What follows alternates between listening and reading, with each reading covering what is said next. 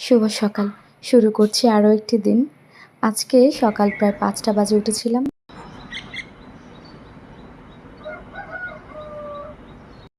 পুরো শহর তখনও ঘুমিয়ে, কিন্তু পাখির কিচিরমিচির আর মোরগের ডাকে আমার ঘুম ভেঙে গেল। এমনি তো আমার খুব সকালে ঘুম ভাঙার অভ্যেস। তাড়াতাড়ি করে নুডলস একটু করে নিলাম, স্যুপ নুডলস, চিংড়ি টিংড়ি সব কিছু একসাথে দিয়ে। এটা বেশ ভালো লাগে খেতে। এরপরে চাবি নিয়ে চলে গেলাম গিয়ে মেয়ের স্কুলের কাছে। বসে থাকলাম, মেয়ের পরীক্ষা শেষ হলো।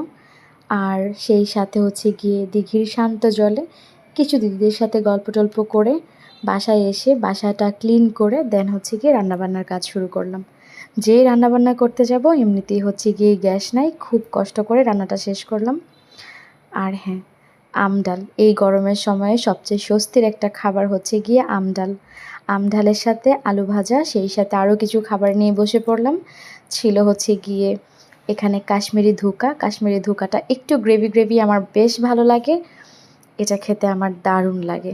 সেই সাথে ছিল এখানে কাঁঠালের তরকারি, যেহেতু কাঁঠালের সময় কাঁচা কাঁঠালের তরকারি বেশ ভালো লাগে। খেয়ে দেয়ে আর কি ঘুম, নকশি কাঁথা গায়ে দিয়ে ঘুম।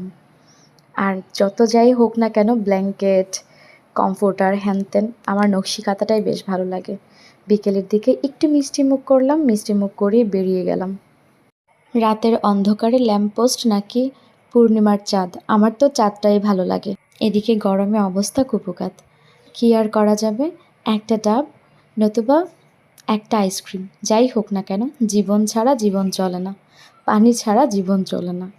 এত গরমের মধ্যে পানির বোতলটাই আমার কাছে সবচেয়ে বেশি আপন, বন্ধুর মতো কাজ করে। আমার কাছে এটাই মনে হয়। হাঁটি হাঁটি পা পা করে আবারও ঘরে ফিরলাম। তখন একটা ভূত দেখেছিলাম, এমন মার মেরেছি পৃথিবীর বাইরে চলে গেছে। দেখেছিস কিরকম শক্তি আমার? তুই ভয় পাচ্ছিস কেন? আমি আছি না।